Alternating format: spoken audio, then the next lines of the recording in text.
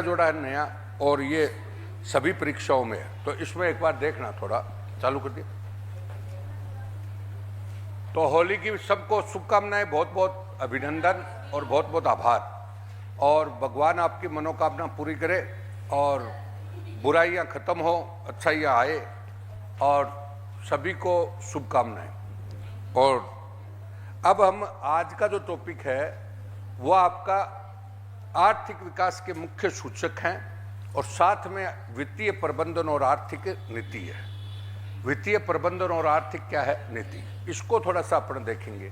तो सबसे पहले तो इसको एक बार अपन को देखना है कि भाई कैसे, बोर्ड को थोड़ा देखेंगे, बोर्ड लगाए पर बोर्ड, फिर आंकड़ों को दिखाएंगे। देखिए, एक तो वित्तीय प्रबंधन जो शब्द है,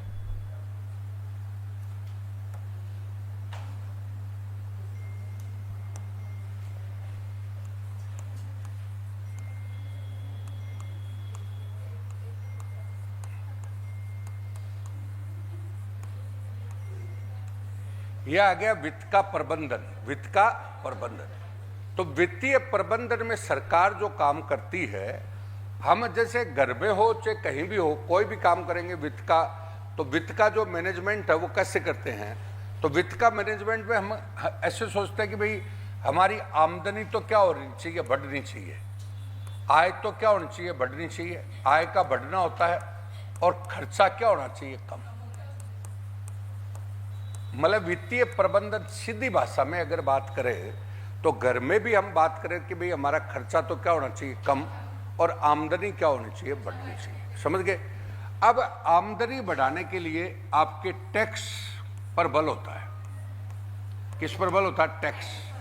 कि भाई टैक्स है ना, वो प्रॉपर वे में आए, तो टैक्स क्या आए, प्रॉपर वे में आए। समझ गए। अब टैक्स की बात करो तो टैक्स प्रॉपर में कब आएंगे। अब इसमें आर्थिक समीक्षा, मेरी ये किताब आपने ली हो तो उसमें साफ साफ टॉपिक भी दे रखा है कर वाला। मैंने बी पार्ट बता रखा है। क्या पार्ट बता रखा है? बी पार्ट को एक बार दिखाना, बाद में बताऊंगा। बी पार्ट बता रखा है, तो बी पार्ट में बता रखा है भी कर वाला पार्ट है। कौन सा पार्ट है? कर। तो कर हमारे आएंगे कैसे, कर कब आएंगे? तो एक तो कर की दर है ना, क्या होनी चाहिए, नीची होनी चाहिए। मतलब कर की दर सहनीय होनी चाहिए। सहनीय का मतलब जनता के अनुकूल होनी चाहिए, जिसको वो अवॉइड, मतलब करने का मतलब अफोर्ड कर सके। क्या कर सके? अफोर्ड। अफोर्ड का मतलब है वो देश के, जैसे फॉर एग्जांपल हमने मान लो टीचर की फीस है और हमने लाख रुपया रख दी, तो कौन पढ़ेगा? तो फीस रखने से मतलब नहीं है, लोगों की स्थिति देख करके फीस रखी जाती है कि उसको वो सहन कर सके। तो कर भी क्या होता है, कर चाहे तो सरकार चाहे जितना लगा सकती है, लेकिन वो कर क्या होता है, उसको ऐसा लगाना पड़ता है जो आपका क्या हो, पेबल हो, कैपेबल हो उसको। तो सबसे पहले तो कर की दर क्या होगी? नीची। कर की दर क्या होगी? नीची। दूसरा क्या होगा? कर की दर नीची होगी तो मतलब व्यक्ति आराम से चुका देगा। दूसरी टैक्स कब आएगा, बोलिए। दूसरी पॉइंट है, कर की दर नीचे के साथ साथ है ना आपका प्रक्रिया, कर प्रक्रिया क्या होनी चाहिए? सरल। कर प्रक्रिया क्या होनी चाहिए? सरल। भाई कर की प्रक्रिया क्या होनी चाहिए? सरल। जैसे हम टैक्स चुकाते हैं तो वो प्रक्रिया क्या होनी चाहिए? सरल। अगर प्रक्रिया सरल होगी तो आदमी आराम से टैक्स चुका देगा। जैसे फॉर एग्जांपल आपको एक बार समझाता हूँ। आप रेल में जा रहे हो, रेल में सुनना, तो रेल में जा रहे हो और कौन सा तुम्हारे दिमाग में पहली बात है, आप रेल की टिकट कब नहीं लोगे, ये बता दो। मतलब रेल की टिकट व्यक्ति कब चोरी करता है? पहला प्रश्न कि सबसे पहली बात है कि हम जा रहे हैं भाग के, और रेलवे स्टेशन पे पहुंचे और 150 लोगों की क्या लगी हुई है, लाइन लगी हुई है। तो आपका 10 मिनट में ट्रेन आने वाली है और आपका नंबर नहीं आ रहा, तो आप सोचते हो कि देखी जाएगी, मतलब जुर्माना दे देंगे और भागो। समझ गए क्या मेरी बात? तो आपने कर की प्रक्रिया क्या कर ली? चोरी। मतलब कर की प्रक्रिया क्या थी? जटिल होने के कारण चोरी कर ली। और तो हो गया ना, जटिल होने के कारण क्या कर ली? चोरी। अब मैं बोलूं कि आपकी कर की प्रक्रिया क्या कर दी? सरल। जैसे अभी इनकम टैक्स में क्या किया गया? सुधार। तो कहने का मतलब कर की प्रक्रिया क्या कर दी? सरल। सरल करते क्या होगा? बोलो, तुम भाग रहे हो और भागते भागते ऑनलाइन टिकट आपने बुक करा ली, तो टिकट ले ली ना। व्यवहारिक समझो सारी चीजों को, बिल्कुल टिकट ले ली ना। अब आओ, अब टिकट की दरें क्या होनी चाहिए? कम। फॉर एग्जाम्पल, मान लो बस में आपके गांव को जाने का किराया 100 रुपया लग रहा है। कितना रुपया? 100 रुपया लग रहा है। ट्रेन आपको 30 रुपये में ले जा रही है। कितने में? 30। तो आप देखते हो, अब अगर ट्रेन का किराया ना 200 होता ना, तो आप देखते रिस्क लेते कि यार 200 है तो रिस्क ले लो, या तो जुर्माना दे देंगे डबल, और या फ्री पहुंच जाएंगे। समझ गए? दरें ज्यादा होती तो दर ज्यादा होने से आपने टैक्स की क्या कर ली? चोरी। और अगर 30 रुपया तो आप देखते हो यार क्यों बेइज्जती कराते हो, ले लो। समझ गए क्या? तो कर की प्रक्रिया, कर की दरें क्या होगी? कम। तो दोनों चीजें कम हुई तो कर की प्रक्रिया क्या होगी? सरल। तो ऐसी स्थिति में कर की चोरी क्या होगी? कम। कर चोरी क्या होगी? कम। इसको कर चोरी को बोलते हैं इकोनॉमिक्स की भाषा में कर अपवंचना। कौन सा? 2003 का सब इंस्पेक्टर का पेपर देखा हो तो यही क्वेश्चन आया। बोलो कौन सा? कि कर अपवंचना यानी कर चोरी कब होती है? तो जब कर की प्रक्रिया क्या होती है? जटिल। और कर की प्रक्रिया क्या होती है? जटिल। और दूसरा नंबर, कर की प्रक्रिया जटिल होती है और कर की दरें क्या होती है? ऊंची। ये क्वेश्चन बन गया। सब इंस्पेक्टर में क्वेश्चन है, कोई भी है, थ्योरी टाइप क्वेश्चन है ये, समझ गए? लेकिन इकोनॉमी सर्वे में दे रखा है। बोलो क्लियर है क्या? अब इसके लिए वर्तमान में बोलो सरकार ने क्या किया? बोलो। तो कर की प्रक्रिया सरल करने के लिए, दरें कम करने के लिए कर सुधार होते हैं। क्या होते हैं? कौन सा? कर सुधार होते हैं। क्या होते हैं? कर सुधार। कर सुधार होते हैं। तो कर सुधार में कौन कौन सी? सबसे पहले राजा चलैया कमेटी आई। कौन सी? राजा चलैया कमेटी का नाम है समिति। अब कई बार आप पुराने पेपर देखोगे तो आपका सब इंस्पेक्टर आ रहे, सब में क्वेश्चन आया हुआ राजा चलैया समिति का संबंध किससे? तो कर सुधार से। किससे? कर सुधार से। समझ गए क्या मेरी बात को? और बाद में आपका कौन सा? ये दूसरी कमेटी। अब अपन बात करें, जैसे एन.के. सिंह समिति आई। कौन सी? एन.के. सिंह। कौन सी? एन.के. सिंह। ये किससे संबंधित थी? कर सुधार से। किससे? कर सुधार। अब कर सुधार में अभी हाल ही में बोलो तो क्या काम हुआ? जैसे फॉर एग्जाम्पल बोलो, कर सुधार में अभी हाल ही में क्या काम हुआ? तो इनकम टैक्स ना, इनकम टैक्स कानून को बदला गया है। कौन सा? इनकम टैक्स कानून को बदला गया है। अभी आपका नया करंट अफेयर है कि इनकम टैक्स कानून को बदला गया है। अब इनकम टैक्स कानून को क्यों बदला? वही बात है, 1861 का अंग्रेजों का बनाया हुआ था। उसकी प्रक्रिया क्या थी? जटिल। प्रक्रिया जटिल होती है तो आप सीए की सहायता लेते हो। किसकी? सीए। सीए आपको डराता है। डराता है तो आप कहने का मतलब वो जटिल प्रक्रिया के कारण आपको सीए की सहायता लेनी पड़ती है। अगर उसको सरल बना दे तो आप एक फॉर्म, एक पन्ने का फॉर्म होता तो आप खुद ही भर दो, तो सीए की फीस क्या हो जाएगी? बच जाएगी। और आप देखते हो सीए को देता हूं उतने तो टैक्स ही दे दूंगा।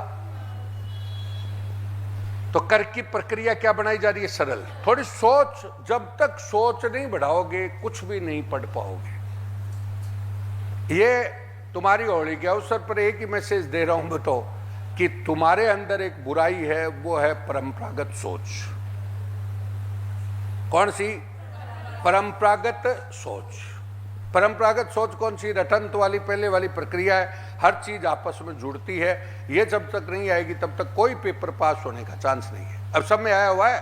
राजा चलैया समिति सब इंस्पेक्टर में आरएस में आई हुई है, कर अपवंचना आई हुई है। अब वो लड़का कहां टिकेगा पता ही नहीं चलता। आया समझ में? तो मैंने क्या बोला? इस सारी की सारी बात हो गई। तो अभी हाल ही में कौन सा है? Income tax. कौन सा?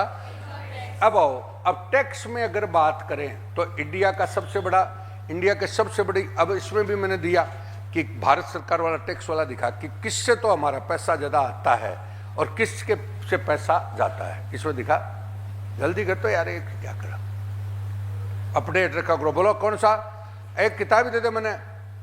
अब मैंने क्या बोला? बोलो किससे तो हमारा पैसा आता है। आता मतलब पैसा सबसे ज्यादा किससे आता है? तो कौन सा टैक्स से आता है बताओ? इंडिया में सबसे ज्यादा पैसा किस टैक्स से आता है? इंडिया में सबसे ज्यादा पैसा किस टैक्स से आता है? उसको किताब को पूरी को उसमें कर। हाँ बोलो। है किसमें? आगे को सोच बढ़ानी पड़ेगी। इंडिया का कहाँ है, पीछे के बजट है, गिरा सब दे रखा है।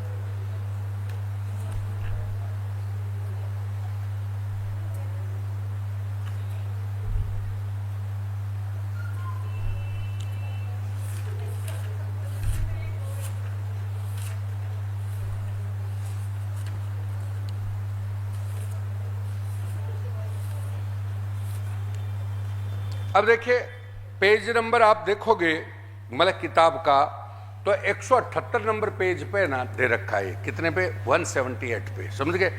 तो आपके सबसे ज्यादा जो पैसा आता है, पैसा आता है तो वो कौन सा टैक्स कौन सा आता है, तो सबसे पहले जो टैक्स होता है वो आयकर से आता है। सबसे पहले पैसा किससे आता है, आयकर।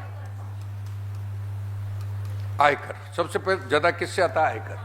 आयकर से हमें टोटल आमदनी का 21% पैसा मिलता है। टोटल आमदनी का कितना परसेंट, 21, ध्यान दीजिएगा। दूसरा नंबर आपको पैसा आता है वो किससे आता है, निगम कर से। कौन सा, निगम, 18% पैसा मिलता है। तीसरा पैसा किससे आता है, जीएसटी से। किससे, जीएसटी। जीएसटी से 15% पैसा आता है। तो ये 3 बड़े कर हैं। अब सुन लो, ये क्वेश्चन वैसे भी बनता है, 3 बड़े कर है। अब तुम सोच रहे हो ना, ये किताब ले ली मैंने या बजट ले लिया, इसको बहुत बड़ी बात है इसको पढ़ना हमारी। अब तुम इससे सोच सकते हो कि तुम ना मतलब मेरे पास पढ़ रहे हो फिर भी किताब ले ली तो समझ में नहीं आएगी। तो यही बात तुम्हारी हर किताब पे लागू होती है। तुम सोचते हो एनसीईआरटी किताब लिया हूं मैं, तो ले लो, लेने से क्या होता है, वो समझ में तो आनी चाहिए। जो लोग ये सोच रहे हैं ना लाइब्रेरी में मैं किताब लिया है, वो नोट्स लिया है, क्या फर्क पड़ेगा उससे, कुछ फर्क नहीं। ये हमारे को सिर्फ एक वहम होता है कि भाई क्या होता है, समझ गए। तो मेरी बात को समझ रहे हैं क्या। अब मैंने क्या बोला वो सुनो। सबसे ज्यादा कर कौन सा था, आयकर। आयकर 21% हो गया, तो ये दोनों मिलाकर लगभग 40 हो गए। 40 के मतलब 54% कर, ये 3 कर है। कितने, 54% का मतलब समझ गए। हमारा टोटल बजट था उसमें 54% पैसा तो इनसे आता है। 54% पैसा किन से आता है, इनसे। बोलो क्लियर है क्या, 54% पैसा आता है। ध्यान से क्लियर हो गया। अब तुम समझ तो लो, आयकर कौन सा होता है, ये तीनों कर हैं कौन से, तो ये तो हमारे प्रत्यक्ष कर है। कौन से, प्रत्यक्ष। अब और ये कौन सा कर है, अप्रत्यक्ष। अब पहली बात तो ये बताओ, कर कितने प्रकार के होते हैं, 2। एक वो पन्ना लगा, ये प्रत्यक्ष ये कर वाला है ना। बोलो बोलो, पहला प्रश्न तो कौन सा हो गया, ये टॉपिक भी लगा मतलब बोर्ड पे। बोलिए क्लियर है क्या। मैंने बोला प्रत्यक्ष और कौन सा, अप्रत्यक्ष। कर कितने प्रकार के हो गए, 2। प्रत्यक्ष और कौन सा, अप्रत्यक्ष। प्रत्यक्ष कर का तात्पर्य हो गया जो हमारे डायरेक्ट हमारे नाम से लगता है, वो तो कौन सा होता है, प्रत्यक्ष। अरे डायरेक्ट हमारे नाम से लगता है वो तो कौन सा हो गया, प्रत्यक्ष, समझ गए। और जो हम हमारे यहाँ पे नहीं लगता, जैसे तुम मेरे को फीस दे रहे हो तो मेरे को तुमने दे दी और तुम्हारा फीस में से मैं टैक्स चुका रहा हूं, तो वो कौन सा है, अप्रत्यक्ष। समझे क्या। तो इनकम टैक्स कौन सा कर है, प्रत्यक्ष। और ये निगम कर कौन सा है, प्रत्यक्ष। जीएसटी, जीएसटी का मतलब कौन सा है, गुड्स एंड सर्विस। गुड्स का मतलब है आप ब्लैंकेट से सामान मंगाया तो कौन सा, गुड्स, सामान मंगाया, तो अब आपने तो उसको पैसा दे दिया लेकिन ब्लैंकेट से वो टैक्स लेगा, समझ गए क्या। और सेवा कौन सी होगी, तुम कोचिंग ले रहे हो तो कोचिंग ले रहे हो तो तुम मेरे को क्या करोगे, फीस दोगे, तुम हमारे यहाँ से वो टैक्स से कटेगा, तो वो कौन सा है, अप्रत्यक्ष। इतना तो समझ लो। ये केंद्रीय बजट कर वो आगे क्या बोलो, क्लियर है। तो ये कौन सा होता है, केंद्रीय। ये टोटल एक और है, एक और है, 2-3 टॉपिक है, एक ये भी लगा। बजट को भी भाग को नहीं कटेगा।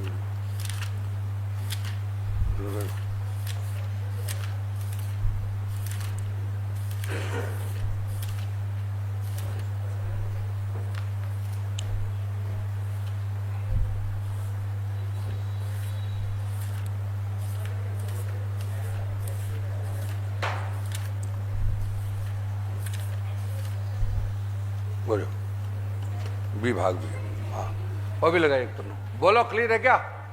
अब सुनो, थोड़ा समझो, बहुत कभी कभार, अरे छोड़ दो दिमाग, क्या बात कर रही है? मेरा कहने का मतलब सुन लो, पहले हर चीज को कभी मैं होली पर तुम्हें यह भी प्रश्न लेना चाहिए, एक बार हाथ पे ढीले करके इस दुनिया को समझो, हमारे कोर्सों को और इनको पीछे रखो। हर चीज प्रत्यक्ष और अप्रत्यक्ष रूप से तुम्हारे सिलेबस से क्या होती है, टच। अब वो समझ में क्यों नहीं आती कि तुम्हारे बेसिक कंसेप्ट क्या हैं, क्लियर नहीं है। हम क्या सोच लेते हैं कि भाई ये मेरे को तो, तुम्हारा मुख्य फोकस कौन रहा होता है, वो हिस्ट्री कल्चर पर रहता है, तो चीजें समझ में तो रहती नहीं। अब बोलो तो ये कौन से करोगे, प्रत्यक्ष और अप्रत्यक्ष, प्रत्यक्ष और ओके। और ये कर सारे, अब एक और बात आएगी, अब ये कर कौन लगा रहा है, तो केंद्र सरकार लगा रही है। कौन लगा रही है, केंद्र। ये कौन सी लगा रही है, केंद्र। अब राज्य सरकार है, तो राज्य सरकार का प्रत्यक्ष कर कौन सा है, राज्य सरकार के भी वही होते हैं। राज्य सरकार का प्रत्यक्ष कर कौन सा है, बोलो। कृषि आयकर, कृषि पर भी क्या लगता है, आयकर, तो कृषि आयकर होता है। और बोलो राज्य सरकार का दूसरा कर कौन सा, परिवहन कर। तुम कोई अभी गाड़ी लेके आते हो तो परिवहन कर, ध्यान दीजिएगा, और बात रही, बोलो परिवहन कर, ये राज्य सरकार के प्रत्यक्ष कर है। अप्रत्यक्ष कर राज्य सरकार का कौन सा है, जीएसटी वगैरह तो होती है, और कौन सा है। अभी जो सोच रहे हो तुम, जैसे बहुत से लोग, मैं ऐसे नहीं कहूंगा, कई लोग एसआई की सोचते हो, ये सोचते हो, कोई आरएस की सोचता, तो सोचना बुरी बात नहीं है, और लेकिन तो डायरेक्ट तो तुम्हारे उसमें क्वेश्चन आने, इनडायरेक्ट तुम्हारे किताब समझ में नहीं आएगी। बोलो भाई, बात समझ गए क्या। कुछ लोग दे रहे सब इंस्पेक्टर, तो उसमें सब इंस्पेक्टर आरएस में तो सीधा ही पड़ा है, एक बात। दूसरी बात है, आप चाहे फर्स्ट ग्रेड दे रहे हो चाहे सेकंड ग्रेड दे रहे हो, तो इकोनॉमिक्स को समझने के लिए तो बेसिक चीजें समझ में आनी ही चाहिए, बाकी तो रटना है। बाकी तुम अभी बजट में क्या कर रहे हो, बजट में आर्थिक समीक्षा में खाली योजनाओं को क्या कर रहे हो, रट रहे हो, तो योजना से थोड़ी काम चलेगा, और वो याद कब रहेगी, समझ गए। तो ये चीज तो बोलो, कृषि आयकर, और कौन सा हो गया, परिवहन। इधर प्रत्यक्ष परिवहन तो जान गए, तुम गाड़ी लाते हो तो गाड़ी का तुम्हारे नाम से टैक्स कटता है, समझ गए क्या मेरी बात को। कोई भी चीज होगी, परिवहन कर हो गया। अप्रत्यक्ष कर में कौन सा, आबकारी। बड़ा करो, बड़े कर बता रहा हूं, बाकी तो जीएसटी वगैरह आ जाता है, बोलो क्लियर है क्या। आबकारी, आबकारी मतलब शराब, तो शराब पे जो बड़ा कर है, तो शराब पे जैसे अपने शराब की बोतल कहां से खरीदी, ठेके से, तो वो तो उसको दिया है, लेकिन वो दुकानदार को उसको चुकाना पड़ता है। तो बड़ा कर कौन सा है, प्रत्यक्ष कर। आया क्या। तो वो अब क्वेश्चन पूछे तो वो यही पूछ ले नॉर्मल कि भाई राज्य सरकार का कौन सा है और केंद्र सरकार का कौन सा है, प्रत्यक्ष कौन सा है और अप्रत्यक्ष कौन सा है, तब ये वो आंकड़े समझ में आते हैं। अब तुमने मेरे से पूछा नहीं, पहला नंबर कौन सा हो गया, आयकर। कौन सा, आयकर हो गया। आयकर किसका है, केंद्र सरकार का। किसका, ये तीनों कर किसके हैं, केंद्र के। अब सुन लो, ये तीनों कर किसके होते हैं, केंद्र के। तो अधिकांश कर है ना केंद्र ही ले लेता है, इसलिए तो वो राज्यों को बांटता है, पैसा उसके पास ही आता है, तो राज्यों के पास तो वैसे है ही नहीं। आ गया समझ में। अब बोलो आयकर, आयकर तो समझ में आ गया, जो हमारी इनकम पे लगता है उसको क्या बोलेंगे, आयकर। जैसे अभी कितनी तक इनकम माफ है,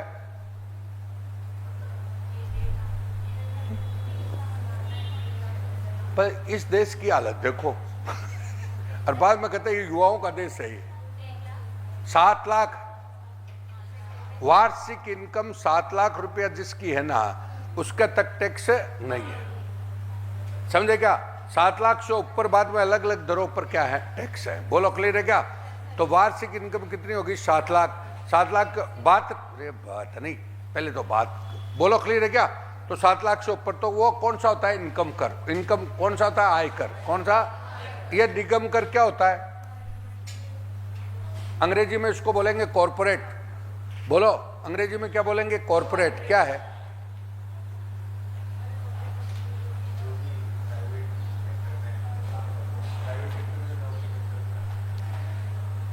उद्योगपति नहीं होता क्या, बड़ा उद्योगपति। बड़ा उद्योगपति वो भी छोटा नहीं, बड़ा। बड़ा उद्योगपति है ना, उसके 3 साल के जो लाभ है ना, उस पर जो कर लगता है वो कौन सा होता है? निगम कर। भाई कॉर्पोरेट नहीं है कि कॉर्पोरेट सेक्टर, कॉर्पोरेट के किसको कहेंगे? बड़े उद्योगपति को। उसका एवरेज 3 साल का क्या होता है? लाभ। उस लाभ पर जो कर लिया जाता है उसको क्या बोलते हैं? मतलब प्रॉफिट पर जो कर लिया जाता है। इसलिए अंबानी, अडानी, ये जो कोई भी देश के बड़े बड़े उद्योगपति है, ये फिर ये क्यों हैं? ये इसलिए कि सबसे ज्यादा टैक्स यही देते हैं। क्योंकि पहली बात तो वो क्या देंगे, सुन लो, सबसे पहले तो वो फैक्ट्री चलाते तो जीएसटी देते हैं ना, जीएसटी के बाद वो क्या देंगे? मतलब उनकी आय होगी तो आय पे क्या देंगे? आयकर।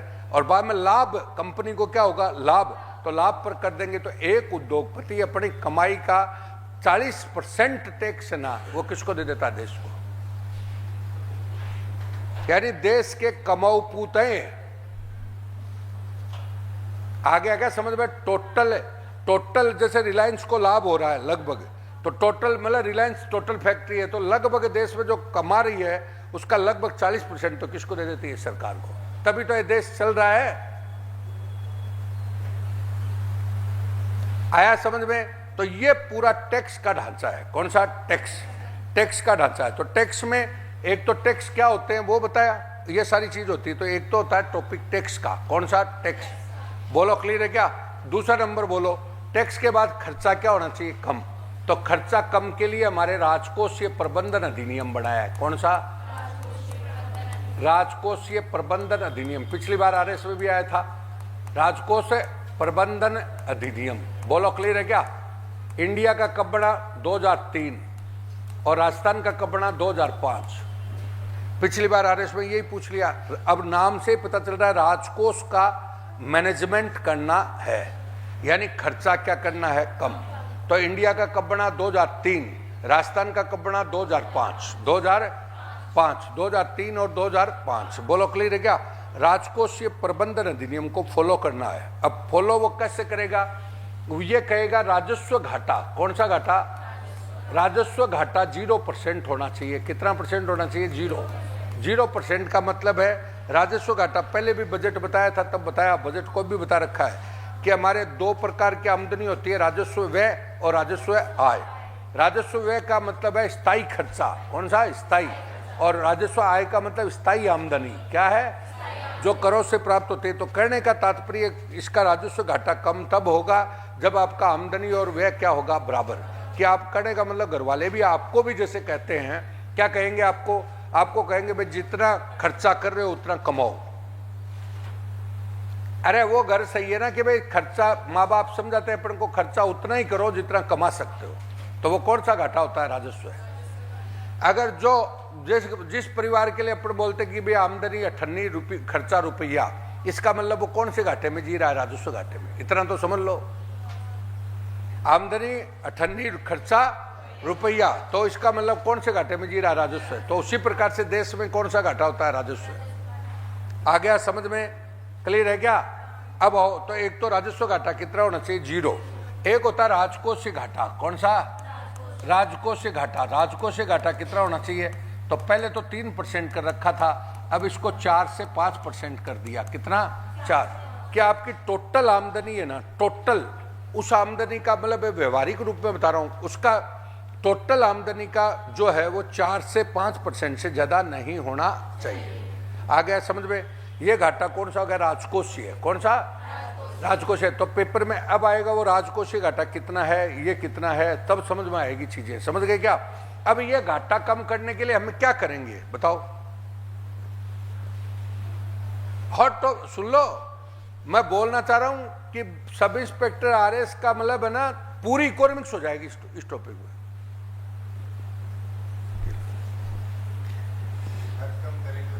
खर्च कम कैसे होगा? तो सबसे पहले हमारा खर्चा जो होता है ना, वो सबसे पहले तो होता है हमारा किस पे? बोलो, वेतन भत्तों पर। किस पर है? तो वेतन भत्तों पर खर्चा होता है। तब ये क्या कर रहे हैं बोलो? अब अथवा तो आपको दिखेगा भी देश में, वेतन भत्तों पर खर्चा कम करेंगे। किस पे? वेतन भत्तों।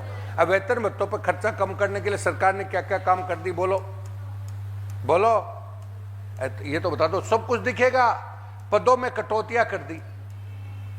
अरे पदों में क्या कर दी? कटौतियां। तो पद क्या हो गए? कम।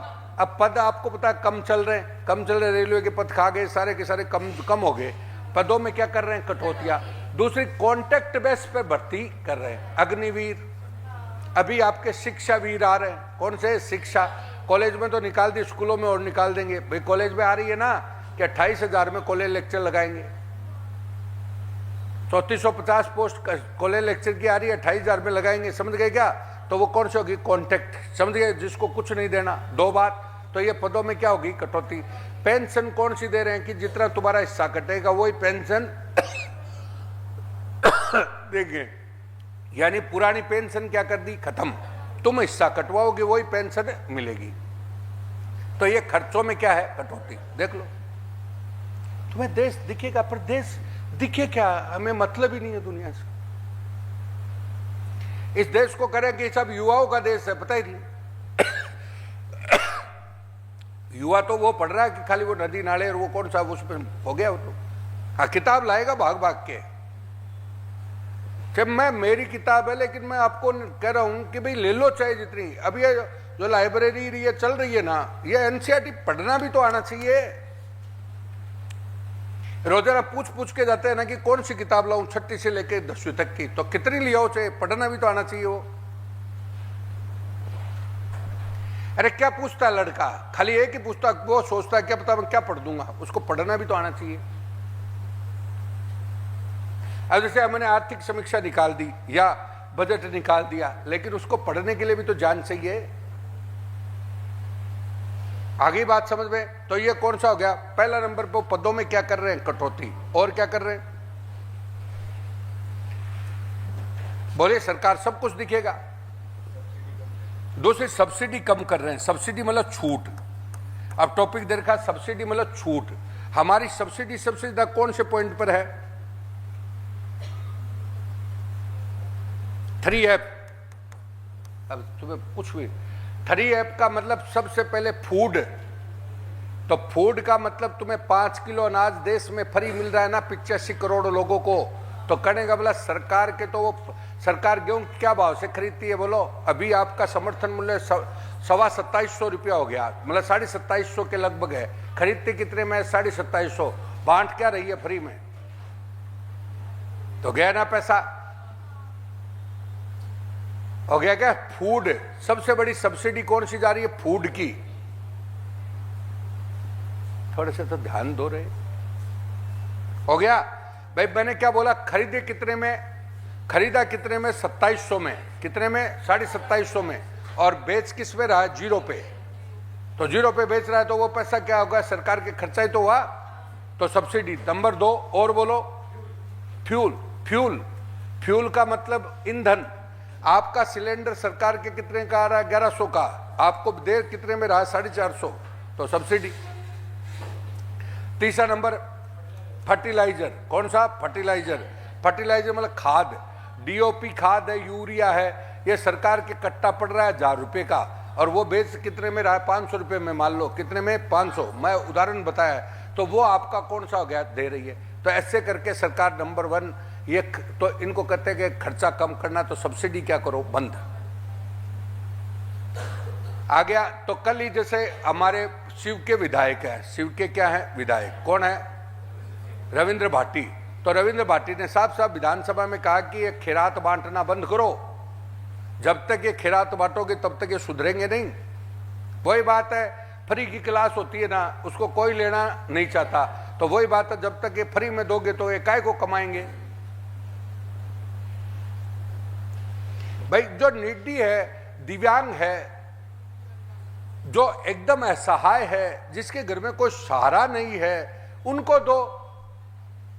जो अट्टे कट्टे घूम रहे हैं उनको काय का?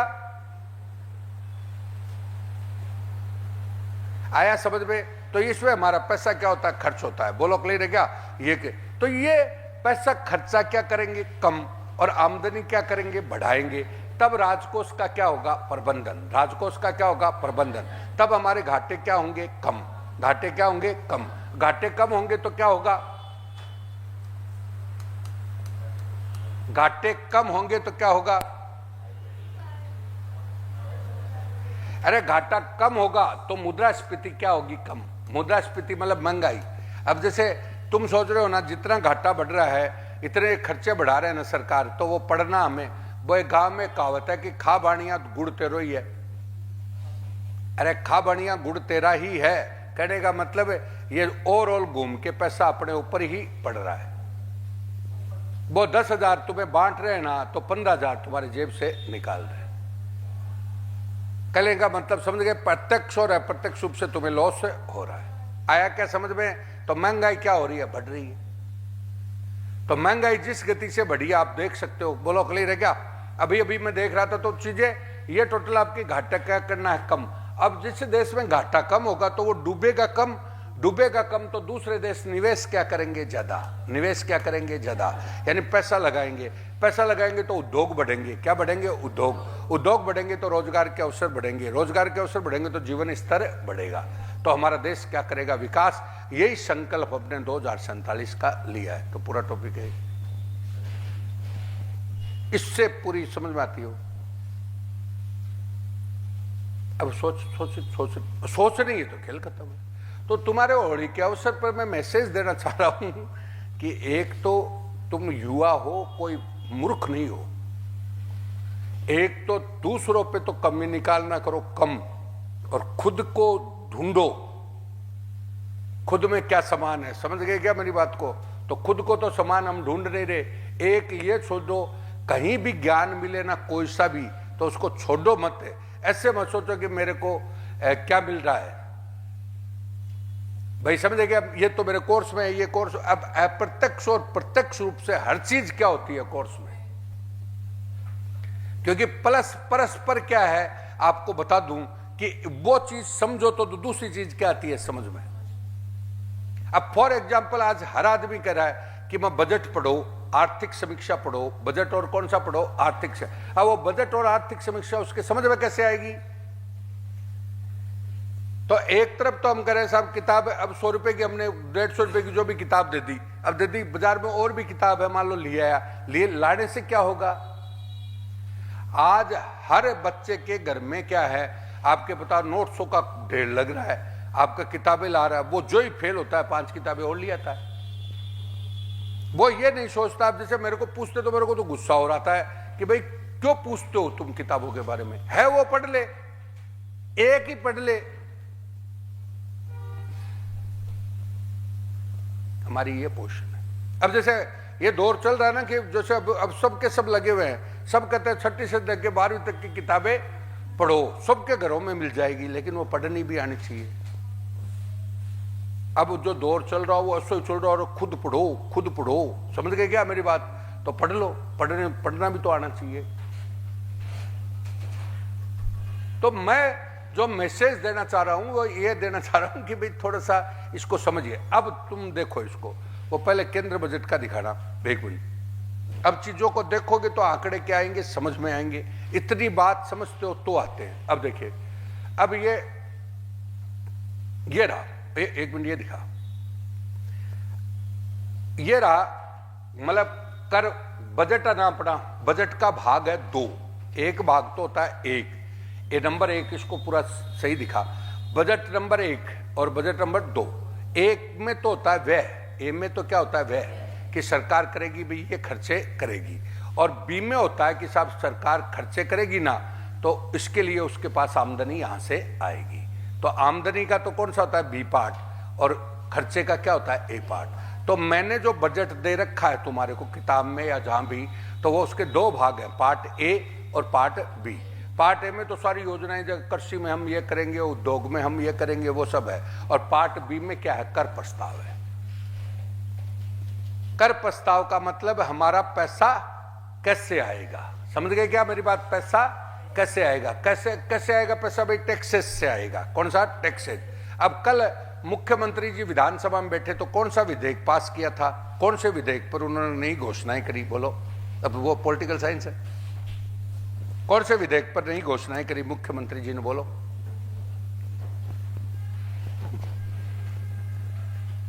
कुछ नहीं।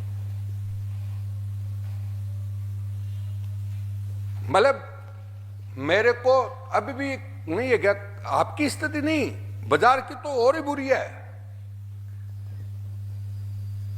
मुख्यमंत्री ने कल घोषणा नहीं करी कि भाई 1.25 लाख वैकेंसी हम देंगे, वो देंगे, समझे क्या देंगे। तो वहां पर ऊपर पेपर में क्या आया था, उसमें ऐसे लिखा था कि विनियोग विधेयक के प्रस्ताव पर मुख्यमंत्री बोले। कौन से विधेयक? विनियोग। तो विनियोग विधेयक है ना, वो क्या होता है? विनियोग या विनियोजन विधेयक बोलते हैं इसको। एप्रोप्रिएशन बिल बताया भी था शुरू में, आर्टिकल 114 में होता है ये, आर्टिकल 114। इसका मतलब है विनियोजन विधेयक। पहले बजट में क्या होता है? खर्चा। क्या होता है? खर्चा। तो संचित निधि से पैसा खर्चा निकलेगा कहां से? मतलब संचित निधि से। निधि मतलब हमारी क्या होगी? कोष। तो संचित निधि से धन निकालने की अनुमति प्रदान करने वाला विधेयक, प्रदान करने वाला विधेयक कि मतलब कहने का तात्पर्य क्या हो गया कि भाई हम जो योजनाओं पे खर्चा करेंगे ना, तो उसके लिए पैसा कहां से आएगा, तो उस पर विनियोजन विधेयक पारित किया जाता है। कौन सा विधेयक है? विनियोजन। आर्य मुख्य परीक्षा सब में आता है। क्या बोला? संचित निधि हमारा क्या है? खजाना। संचित निधि क्या है? खजाना। तो संचित निधि से हम धन निकालेंगे। क्या निकालेंगे? धन। तो उससे धन निकालने के लिए जो विधेयक पेश किया जाता है उसको हम क्या बोलते हैं? विनियोजन। तो मुख्यमंत्री ने विनियोजन विधेयक तो पास करा लिया ना, तो खर्चा तो आ गया। खर्चा करेंगे, लेकिन ये खर्चा आएगा कहां से? करों से। किससे आएगा? करों। तो करों के लिए अब जो बजट चलेगा ना, वो वित्त विधेयक को लेकर चलेगा। पैसा आता किसके माध्यम से? वित्त विधेयक। अरे पैसा आएगा किसके माध्यम से? वित्त विधेयक। अब जिस दिन लास्ट में वित्त विधेयक पास हो जाएगा ना विधानसभा में, उस दिन विधानसभा समाप्त हो जाएगी। क्यों हो जाएगी? खर्चे के लिए तो कौन सा विधेयक हो गया? विनियोजन, कि हम ये खर्चा करेंगे, लेकिन हमारे पैसा कहां से आएगा? तो यहां से आएगा, तो वो वित्त विधेयक होगा। आया तो दो विधेयक ये बजट में पेश किए जाते हैं, तो तब समझ में आता है। तो वित्त विधेयक, अब जो कहानी चल रही है, तो करों का सारा ब्यौरा कौन से प्रस्ताव में होता है? वित्त विधेयक। कौन से में? वित्त विधेयक में। और इसका भाग कौन सा है? 2। मैं बार बार आपको कह रहा हूं, बार बार मैंने पहले भी कहा, अगर ये अपनी पे आ जाता है, अभी तो आया ही नहीं, तो इन छोरों को माइनस में लाके टिका देगा।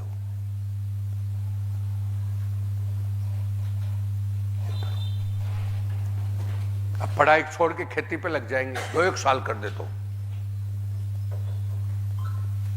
2-1 साल, तो तब सुधरे।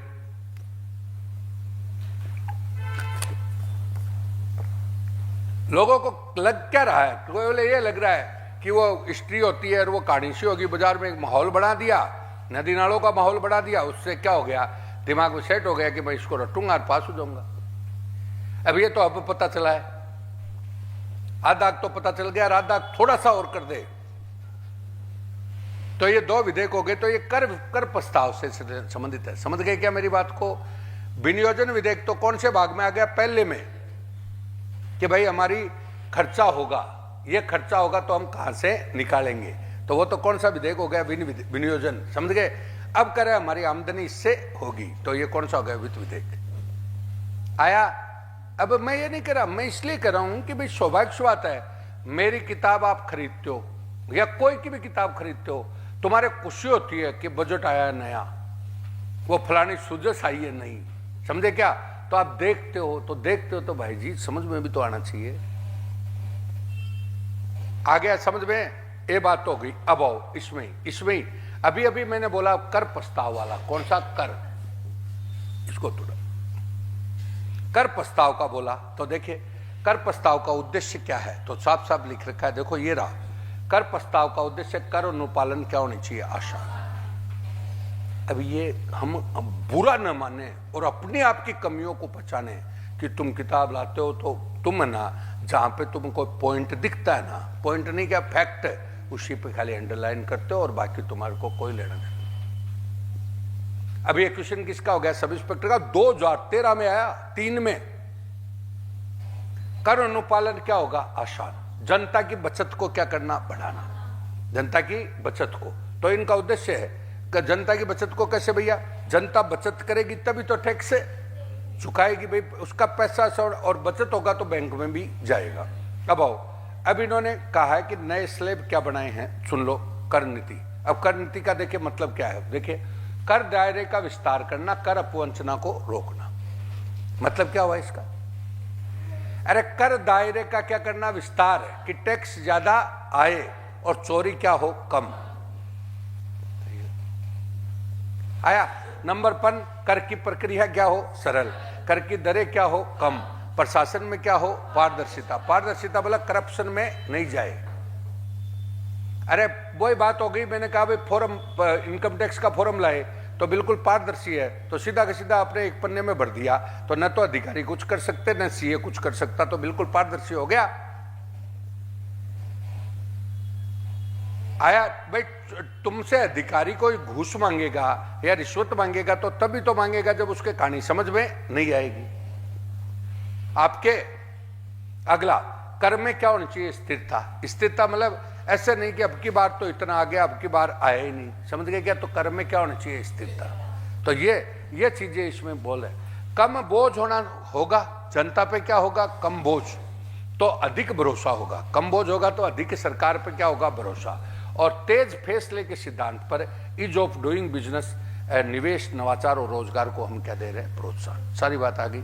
और देश के बिजनेस रिफॉर्म सेक्शन प्लान के अंतर्गत राजस्थान के टॉप अचीवर का क्या किया है? दर्जा, मतलब बिजनेस रिफॉर्म्स में, समझ गए? तो ये टोटल इन्होंने बजट के बारे में बताया कि हमने क्या क्या। अब नए स्लैब देखो, जीएसटी आई ना, जीएसटी। अरे वाणिज्य सबसे बड़ा कर वैसे हमारा अप्रत्यक्ष करों में कौन सा? जीएसटी। अप्रत्यक्ष करों में कौन सा है? जीएसटी। क्लियर है क्या? अप्रत्यक्ष करों में कौन सा है? जीएसटी। क्लियर है? अप्रत्यक्ष। जीएसटी कितने प्रकार की है? 3। एक कौन सी? सीजीएसटी जो केंद्र सरकार लगाती है, एक एसजीएसटी जो राज्य सरकार लगाती है, एक एसजीएसटी, तीसरी आपकी आईजीएसटी जो दोनों का क्या होता है? इंटीग्रेटेड होता है। कौन सा? इंटीग्रेटेड। बोलो क्लियर है क्या? जीएसटी के कितने रूप है? 3। कितने रूप है? 3। सबसे बड़ा प्रत्यक्ष कर कौन सा है? जीएसटी। कौन सा? जीएसटी। राज्य को सबसे बड़ी आमदनी किससे होती है? जीएसटी से। राज्य को सबसे ज्यादा आमदनी किससे होती है? जीएसटी से। अब सुनना, अभी थोड़े दिन पहले मोदी जी ने जीएसटी 20 लाए। क्या लाए? 20 समझ गए? दूसरा चरण है। वैसे तो जीएसटी 10 कब आई थी? 17 में। कब आई थी? 17। अब कौन सा आया? 20। कौन सा? 20 में स्लैब्स क्या बनाए? नए स्लैब्स तो जान गए क्या? टैक्स की दरें क्या बनाई? नहीं। बोलो क्लियर है क्या? अब नई दरों में देखिए क्या हुआ। देखिए ये रही दरें। 0% में ये क्या लिया है कि इन पे कोई टैक्स नहीं लगेगा। आवश्यक वस्तु, जीवन रक्षा दवाएं और बीमा, अब क्वेश्चन बन गया इन पे। अब बीमा है ना, अब ये जीएसटी आने के बाद बीमा क्या हो गया? थोड़ा सस्ता हो गया। बीमा क्यों सस्ता किया? कि बीमा का काम हर आदमी से पड़ता है, तो बीमे को क्या करो? सस्ता हो गया। नंबर 2, जीवन रक्षक दवा। तो कैंसर वगैरह ये दवाएं है ना, बहुत महंगी है, तो इनको धीरे धीरे क्या कर रहे हैं? कम। जैसे कल ही मेरे मौसी का लड़का कह रहा था, यार बोलो ऐसा मुझसे दवाई मिल गई, लेकिन बोले मैं वैसे बाजार में पूछी तो 25,000 की थी, 1 महीने की। कितने की? 25,000। तो जीवन रक्षा दवा क्या कर दी? टैक्स के दायरे में नहीं है। और आवश्यक वस्तु जो मतलब आटा वाटा जो भी कुछ नहीं है क्या, जो सामान्यतः जनता की सामान्य जरूरी चीजें हैं, वो किस में? टैक्स मुक्त में कर दी। आ गया नंबर 2, 15% में कौन सा आ गया? हेयर ऑयल आ गया, शैम्पू आ गया, और कौन सा? टॉयलेट सोप आ गई, डेयरी उत्पाद आ गया। आया। और 18% में सीमेंट आ गई, कार आ गई, एसी आ गया, रेफ्रिजरेटर, बैटरी वगैरह ये आ गया। और एक नई स्लैब्स उसने तैयार की है, वो करिए 40% वाली। कौन सी? 40 कि 40% वाली। अब देखो ये इंटरनेशनल स्तर पर चल रहा है, मैंने टेस्ट में भी दिया था। तंबाकू, अब वो कह रहा है तंबाकू सिगरेट पे 40% क्यों लगाया? इसलिए लगाया भाई तुम मतलब कम से कम पियो, जितनी महंगी होगी तो पैसों की वजह से छोड़ दो। आया क्या समझ में? तो दुनिया में भी WHO ने क्या लगाया? टैक्स लगाया। तो ये नई स्लैब्स बनाई है 40% की। कौन सी? तंबाकू, सिगरेट। 40% टैक्स का मतलब ये सिगरेट और तंबाकू क्या होगी? महंगी। क्या होगी? महंगी। अब महंगी होगी तो स्वाभाविक स्वतः तक क्या होगा? या तो लोग छोड़ दे या चुकाओ। तो ये कौन सा? तंबाकू, सिगरेट, वातित छल। कौन सा? वातित। और लग्जरी कार। अब लग्जरी कार पैसे वाला लेता है, तो पैसे वाला लेता है तो उसके कोई फर्क नहीं पड़ेगा। कोल्ड वाटर है ना, कोल्ड, ये वातित जल कौन सा था? कोल्ड कोल्ड वाटर बोलते हैं ना, जैसे ये अपन बोले आजकल नया लग्जरी आता है, वो कहता है तुम लोग बोल रहे हो कि भाई वो ब्लैक वाटर, वो ये पॉल इक्वाली पीता है, 1-1 लाख की बोतल आती है, वो ऐसे समझ गए। तो उस टाइप की चीजें ना वो कौन सी है। अब देखो इसको हमने किस में पढ़ाया था बताओ, इसको हमने आपको पढ़ाया था, बोलो, व्हाइट गुड्स। व्हाइट गुड्स में क्या आती है, लग्जरी वस्तुएं। तो लग्जरी वस्तु पे सरकार क्या लगाएगी, ज्यादा टैक्स। तो क्यों, क्योंकि ये पैसे वालों पे कोई फर्क नहीं पड़ेगा, और जो सिगरेट बीड़ी पीता है उसको छोड़ देनी चाहिए, खर्चा उसका कम हो। तो ये सब चीजें तभी अब सुनो है, बात तो वही बताया ना मैंने, कोल्ड वाटर वाला है, मिनरल वाटर कुछ है, वो हायर लेवल का है। एक तो वो नहीं है, अल्कोहल नहीं है। अब आया ये हो गया। अब ये कह रहा है वाणिज्य कर हमने क्या लगाई, ये चीजें कौन सी हैं, ये वो सरलीकरण वाली है। कौन सी, सरलीकरण। ये एक तो होगी टैक्स की दरें क्या होगी, कम, एक कौन सा होगा, प्रक्रिया सरल। तो दोस्तों अब इसको तुम पढ़ना तो तुम्हारी ये सारी की सारी चीजें अब तुम्हें समझ में आती है, इससे जुड़ी हुई सारी चीजें। ये अब ये बोले तो ये सारा का सारा सौर सिस्टम इससे। अब तुम बुरा न माने, एक बार बताना चाह रहा हूं कि हम किताबों का क्या करते हैं, समझे। अब ये इतना समझे ना तब जाके समझ में आता है। अब उसमें कई लोगों को तो मतलब ही नहीं है, वो देखता क्या पता है क्या पढ़ाने लग गया। तो होली पर अपने आप को सुधारो, नहीं नौकरी कहीं नहीं है। होली में दहन कर दो अपनी पुरानी बुराइयां समझ गए। मैंने एक ही मैसेज दिया था आपको, कौन सा, मॉडर्नाइजेशन विथ कल्चर। तो कल्चर तो मेरा, अरे कल्चर का मतलब होली दिवाली की अपनी ड्रेस को ध्यान में रखना चाहिए। तो ये तो कौन सा हो गया, कल्चर। अब मॉडर्नाइजेशन विचारों में होना चाहिए, मॉडर्नाइजेशन विचारों में। अब हमारा चल रहा उल्टा, मॉडर्नाइजेशन तो हो रहा है कल्चर में और विचार हो रहे हैं धरातल पे, उल्टा है भाई। हमारा देश का गड़बड़ झाला होने का मूल कारण एक ही है कि होना तो चाहिए मॉडर्नाइजेशन विद कल्चर, बल्कि हो गया क्या, उल्टा हो गया कि कल्चर तो क्या हो गई मॉडर्न, वहां तो मेहंदी हल्दी कई चीजें चल गई, और इधर आपका कौन सा हो गया, विचार है ना वो रसातल पर है। तब बोलो क्या हो रहा है, बोलो क्या हो रहा है, गरीब गरीब हो रहा है और अमीर अमीर। क्योंकि गरीबी से ऊपर कब उठेगा, बोलो, तो गरीबी से ऊपर भाई साहब वो जब भी उठेगा जब उसके विचार थोड़े एडवांस, क्योंकि विचार होंगे तो ही तो उसके अकॉर्डिंग ही तो क्या करेगा। अभी वर्तमान में हम इतनी चुनौतियां झेल रहे हैं, कोरोना के बाद सब कुछ बदल चुका। जिस आदमी के पास आइडिया नहीं है ना फेल है। बड़े बड़े उद्योगपति, बड़े बड़े लोग फेल हो गए। खेती भी अगर आप बिना आइडिया के काम करोगे ना तुम फेल। सब है। मैंने क्या बोला कि लोग करें विकास हो रहा है, लोग करें विकास हो रहा है। मैं कह रहा हूं खाली जमीनें बिक रही है और मुथूट फाइनेंस में पैसा गहना रख रहा है और वहां से कर्जा ला रहा है। जमीन बिकना, गहना, और साथ में वो शब्द का नाम नहीं लूंगा, वो बढ़ रही है और कुछ नहीं हो रहा।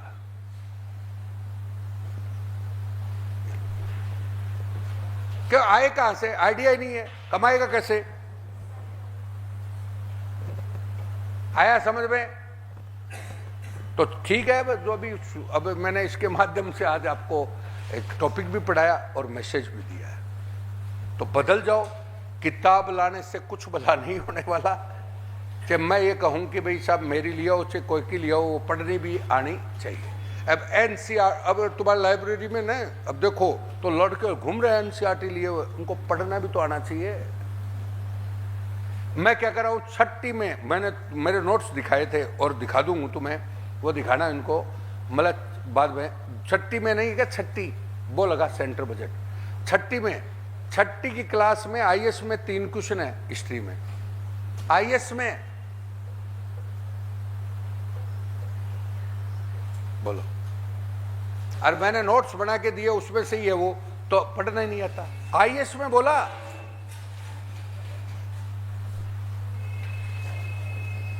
लेकिन अब वो कौन सा है बजट? ये 1 मिनट देखिए। अब आपको ये सुनिएगा, बात नहीं, ये बजट क्यों बना, ये सारी बात क्या। अब वो बजट, अब देखो ये 114 रहा, अब तुम्हें पता हो तो ये विनियोजन विधेयक। अब उधर अखबार दिखना चाहिए, इधर ये दिखनी चाहिए। आ गया, इधर आओ, आगे आगे बोलो तो बजट की ऑडिटर ये सब इसने दिया है। अब अगर ये तुम्हारे घाटे रहे, कौन सा घाटा बोलो? बजटीय घाटों के प्रकार। तो ये बजट घाटा, राजस्व घाटा, आपका कौन सा राजकोषीय घाटा क्या होता है, वो सारी प्राथमिक घाटा, सारे घाटे बताए। और घाटे की व्यवस्था, राजकोषीय प्रबंधन ये रहा 2005 में देखो राजस्व घाटा, जीडीपी का राजकोषीय घाटा कितना होना चाहिए? 3, राजस्व घाटा कितना होना चाहिए? 3। 2006 के बाद मौद्रिकरण FRBM एक्ट हो गया, अभी आपका ये सारा चल रहा है। अब केंद्रीय बजट आ गया। अब केंद्रीय बजट में आपका स्पष्ट, एक बार बता रहा हूं वैसे ही,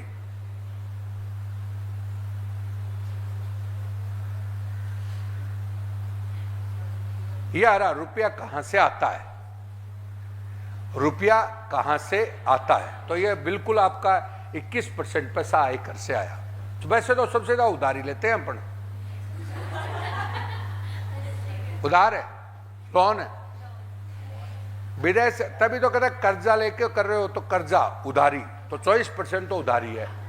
टैक्स के, अब सुन लो, जो अभी बताया 3 टैक्स को मिला दो तो 55% तो वो हो गया, और 24% क्या हो गया उधारी, तो 75% पैसा तो यहां से आता है। अब हमें, हमारा रोल नहीं है कि सामान्य आदमी कुछ नहीं है। ये लो, ये हो गया। कहां जाता है? तो राज्यों का हिस्सा 22%। मैंने कहा भाई राज्यों को हिस्सा कैसे, बोलो, क्योंकि भारत राज्यों का क्या है, सन, तो बांटना तो उनको राज्यों को ही है। अब जैसे मोदी जी कल आए तो मोदी जी कहा कि भाई कल अजमेर में इतने करोड़ रुपए का देंगे, तो वो देंगे, वो तो राज्यों को देना है। तो ये कौन सा हो गया, राज्यों का हिस्सा हो गया। ब्याज का, अब देखो उधर कर्जा ले रखा है तो ब्याज का भुगतान दूसरे नंबर पर।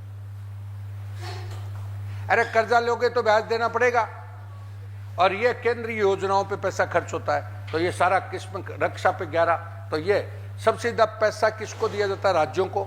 बाद में पैसा किस में जाता है? ब्याज में, और बाद में किस में? केंद्रीय योजनाओं में, और बाद में रक्षा पे। ये पैसा इनका खर्च हो रहा है, ये पैसा ये।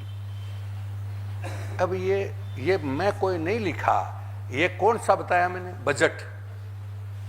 अब बजट की मैं समीक्षा करा रहा हूं, उसमें देख रहा हूं कि भाई इंटरेस्ट नहीं है। बजट आर्थिक समीक्षा का इंटरेस्ट कहां से आए उसको, ये तो इससे छांट के देखता है मेरे कौन सा तो है कौन सा नहीं है, लेकिन अप्रत्यक्ष रूप से उसमें जुड़ता है। तो दोस्तों सोच बढ़ाओ, नहीं तो खत्म है कार्य। ये लो करते। ठीक है, होली की फिर आपको बहुत बहुत शुभकामनाएं।